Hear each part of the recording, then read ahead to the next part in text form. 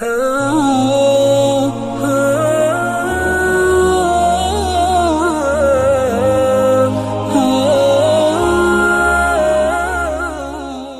کے نیچے سبسکرائب کے بٹن پہ کلک کریں، بیل کے آئیکن پہ کلک کیجئے تاکہ ہر نئی ویڈیو کی نوٹیفیکیشن آپ کو ملے۔ روشن قندیلیں کے تحت ہم واقعہ شیئر کریں گے امام اعظم ابو حنیفہ رحمہ اللہ تعالیٰ کا۔ امام اعظم ابو حنیفہ رحمہ اللہ تعالیٰ جب دوسری مرتبہ مدینہ طیبہ تشریف لے گئے تو وہاں جو حج کے موقع پہ تشریف لے گئے تھے تو وہاں آپ کی ملاقات امام باقر سے ہوئی۔ امام باقر جو اہل بیت میں سے ہے، تو امام باقر جو ہے رحمہ اللہ تعالیٰ سے آپ کی ملاقات ہوئی تو کسی نے تعارف کروایا امام باقر سے،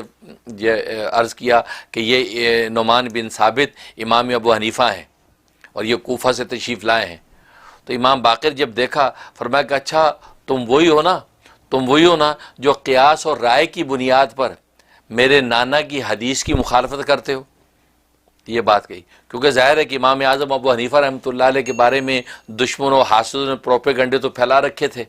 ظاہر ہے کہ جو علم و فضل میں جتنا بلند ہوتا ہے تو پھر مخالفین حاسی اس کے خلاف پروپیگنڈے کرتے ہیں اور ایسے ایسے نیچ قسم کے الزامات اور تہمتیں لگاتے ہیں۔ تو اس طرح کا پروپیگنڈا امام اعظم پر بھی لگا کہ یہ آپ حدیث کی مخالفت کرتے ہیں، اپنے قیاس اور رائے پہ چلتے ہیں، اہل قیاس میں سے ہیں، تو یہ بات پھیلتی ہے۔ تو امام باقر نے جب سنا کہ یہ وہ نعمان بن ثابت ہے تو فوراً یہ بات کہی۔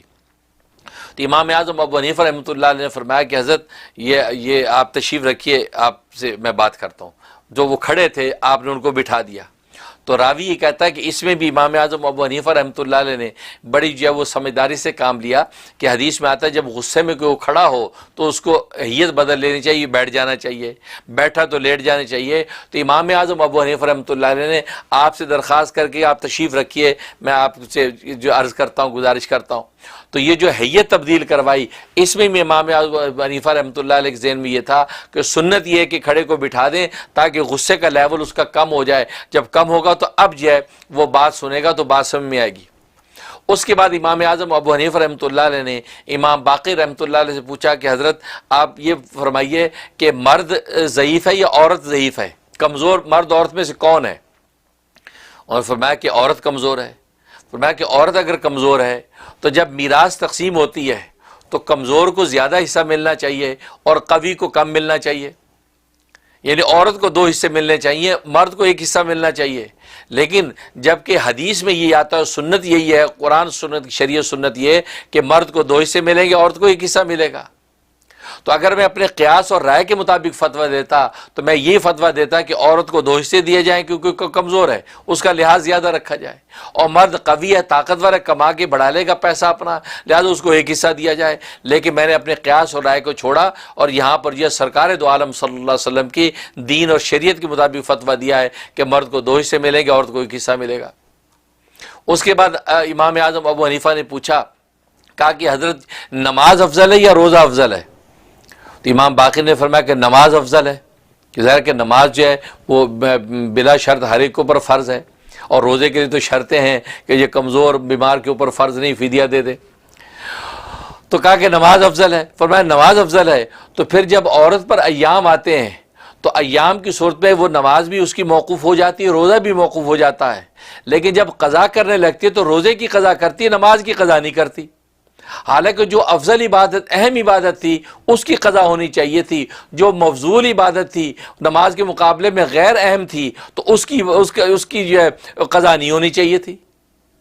تو عقل و قیاس یہ کہتا ہے، تو عقل و قیاس کے مطابق اگر میں فتویٰ دیتا تو میں یہ کہتا کہ عورت اپنے ایام کے زمانے کی جو ہے نماز کی قضا کرے، روزے کی قضا نہ کرے۔